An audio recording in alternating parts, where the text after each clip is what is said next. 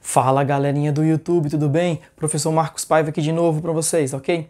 Então, vamos começar uma série sobre eletrodinâmica e o nosso primeiro assunto que a gente vai ver será corrente elétrica, ok?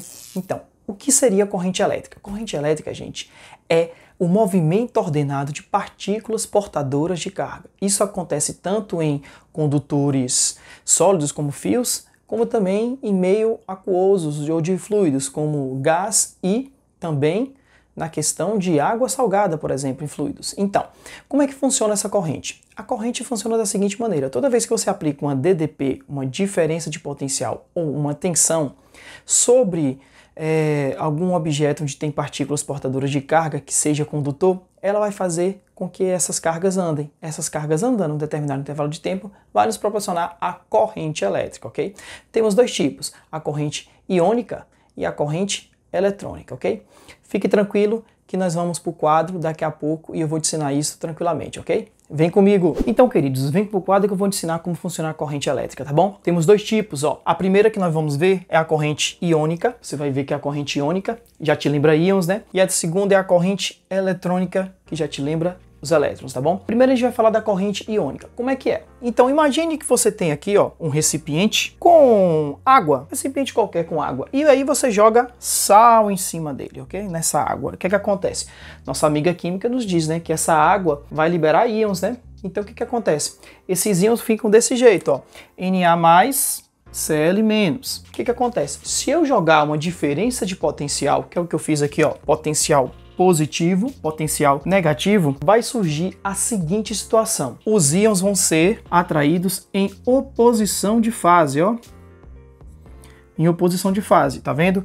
O íon negativo vai ser atraído pelo potencial positivo e o contrário também, ok? Nisso, na corrente iônica, você vai ter a seguinte situação: você vai ter os dois íons andando em oposição de fase. A gente pode falar que os dois andam, então são as duas cargas. Aqui você vai ter tanto a carga positiva mais a carga negativa andando e vai dar uma carga total para você. Ok? Já na corrente eletrônica, isso não acontece. Por que não acontece? Não acontece porque apenas os elétrons andam. Então você tem aqui um pedaço de fio, ó, elétrons e prótons. E o que que acontece? Eu vou jogar uma diferença de potencial. Por quê? Um fio sem nada, sem nenhuma diferença de potencial, não vai ter uma corrente. Você não vai comprar um fio ali na esquina, esse fio não vai ter uma corrente passando por ele, né? Ele só vai ter uma corrente se você jogar uma diferença de potencial. Por isso que você liga na tomada, numa pilha, numa bateria, essas coisas, tá bom? Então o que que acontece? Na corrente eletrônica, apenas os elétrons se movem. Então os prótons ficam parados, os elétrons se movem. Então, ó, ok? Eles se movem sendo atraídos pelo potencial positivo. Perceba que eu não mexi nos prótons, só apenas os elétrons. E aí os elétrons vão fazer a seguinte situação: eles vão fazer esse movimento aqui, ó, do negativo para o positivo. Esse sentido a gente chama de sentido real, ok? Só que o seguinte, nós físicos e toda a física se estuda muito antes da descoberta do elétron, gente. Então os físicos antigamente achavam que quem andava primeiro era o próton, não o elétron. E já tinha desenvolvido um modelo com o sentido convencional, que é exatamente o contrário, do positivo para o negativo. Então, para nossas continhas, quando a gente for ver circuito elétrico, você vai ter que considerar o sentido convencional. Então, vamos escrever aqui, ó, esse sentido que é o convencional, ok? Então, você tem o sentido real e o convencional. Não esquecer que os exercícios fazem muita distinção e gostam de pegar você com isso numa pegadinha. Então, sentido real da corrente, negativo para o positivo. Sentido convencional, do positivo para o negativo. Exatamente o contrário, ok? Então, quando te pedirem para falar sobre o real, negativo para o positivo. Quando te pedirem para falar do convencional, ao contrário, tá bom? Você não pode ter engano. Então, já que você já sabe calcular os dois tipos de corrente aqui, ó, já sabe como funciona, vamos aprender como faz a conta com todos eles, tá bom? Aqui funciona para os dois. Então, como é que eu calculo a intensidade da corrente? A intensidade da corrente vai ser a carga que atravessa sobre um determinado intervalo de tempo. Tipo como se fosse uma corrente d'água. Se você tiver um cano, vai passar uma certa corrente d'água ali, determinado intervalo de tempo, E isso vai lhe dar também uma corrente de água, não vai ser? A mesma coisa aqui, ok? Mesma coisa. Como é que funciona, então? Corrente elétrica vai ser a carga que passa em um determinado intervalo de tempo. Então, como é que eu vou fazer isso aqui, ó? Simples. Você vai calcular, sabendo que isso aqui é dado em Coulomb, Czinho, e aqui é dado em segundos, ok? Então, aqui você vai ter exatamente a unidade de corrente, que é ampere, vai ser um A, ok? Tudo no sistema internacional, beleza? Essas são as unidades de corrente elétrica. Uma dica que eu não posso deixar de falar é o seguinte, esse Q aqui é carga, e a gente já aprendeu como calcula carga. Já deve ter visto que carga é calculada da seguinte maneira, Q igual a N vezes E, ok? Onde Q é a carga, N é o número de elétrons que está andando, e E é a carga elementar. Essa carga elementar, só por curiosidade, ela vale 1,6 vezes 10 a menos 19. Você não é obrigado a saber, toda constante física você vai ter no exercício, ok? Só para que você lembre rapidamente o seguinte, essa carga pode ser calculada desse jeito. Então o cara pode te perguntar, por exemplo, o número de elétrons que passaram sobre uma corrente. Como é que você faz? Você faz da seguinte maneira, CO, pega o Q, substitui por NE. Tá bom? Outra dica muito importante que eu quero falar para você aqui nesse nosso assunto é o seguinte, ó. Perceba que na eletrônica só os elétrons andam. Então esse Q diz respeito apenas aos elétrons. Já na iônica, os dois andam. Então você vai ter que calcular as duas cargas, tanto do positivo como do negativo. Só calcular e somar, tá bom? Fique tranquilo que é assim que se resolve. As baterias de íon lítio equipam atualmente vários aparelhos eletrônicos portáteis como laptops, máquinas fotográficas, celulares, entre outros. As baterias desses aparelhos são capazes de fornecer 1000 mAh de carga. Sabendo-se que a carga de um elétron é 1,60 vezes 10 a menos 19, assinale a alternativa que representa corretamente o número de elétrons que fluirão entre os eletrodos até que uma bateria como essa capacidade de carga descarregue totalmente.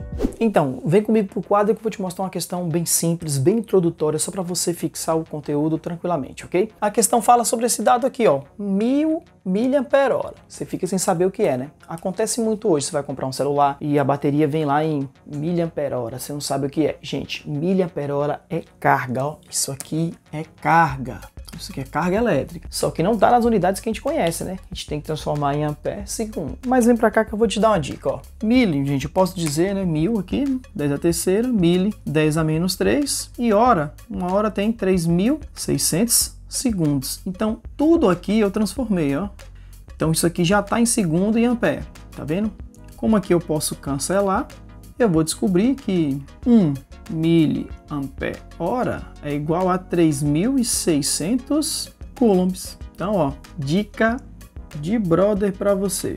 Então já sabe a carga. Essa carga, ó, eu vou até botar em notação científica para ajudar a gente, ó, vezes 10 a terceira coulomb, ok? Ele também te deu a carga elementar que está aqui, ó, carga elementar. Então, ele quer um número de elétrons, muito simples, né? Então vamos para cá. Você acabou de aprender que Q igual a N vezes E. Como eu já tenho o Q, 3,6 vezes 10 a terceira, eu vou descobrir o N, e o E é 1,6 vezes 10 a menos 19, tá vendo? Então, isolando o termo do N, a gente vai ter que 3,6 vezes 10 dividido por 1,6 vezes 10 a menos 19, vamos ter o seguinte, isso aqui dividido por isso dá 2,25, ok? Conserva a base, subtrai os expoentes, toma cuidado porque tem um menos aqui, então vai ficar 3 menos 19, isso dá 3 mais 19, então isso vai dar 22. O número de elétrons que passa é exatamente 2,25 vezes 10 a 22. Esse é o resultado. Em uma tarde de tempestade, numa região desprovida de para-raios, a antena de uma casa recebe uma carga que faz fluir uma corrente de 1,2 vezes 10 a quarta amperes, em um intervalo de tempo de 25 vezes 10 a menos 6 segundos. Qual a carga total transferida para a antena? Então, nessa questão aqui, muito simples, muito introdutória, só para a gente aplicar o que a gente aprendeu. E o cara dá duas informações para a gente. Ele te dá a corrente elétrica, 1,2 vezes 10 à quarta, e também te dá o intervalo de tempo, ó, 25 vezes 10 a menos 6. E aí, gente, brincadeira de criança, né? Só aplicar nossa formulazinha de corrente, que é sobre ΔT, e calcular nossa carga, né? Então, a corrente, 1,2 vezes 10 à quarta, vamos descobrir qual é a carga, num tempo, 25 vezes 10 a menos 6, ok? Fazendo aquele nosso famoso meio pelos extremos, também conhecido como cruz credo, né? A gente faz o seguinte, sua conta vai ficar Q igual a 1,2 vezes 10 à quarta vezes 25 vezes 10 menos 6. Vamos para aqui para cima para a gente poder ter mais espaço, tá bom? Então, fazendo essa conta aqui, ó, esse número vezes esse dá 30. Vezes 10, conserva a base. Somos expoentes, 4 mais menos 6, 4 menos 6, menos 2, ok? Então, essa carga, ela vai ser, passando duas vírgulazinhas aqui, porque aí não está em notação científica, 0,3 coulomb, ok?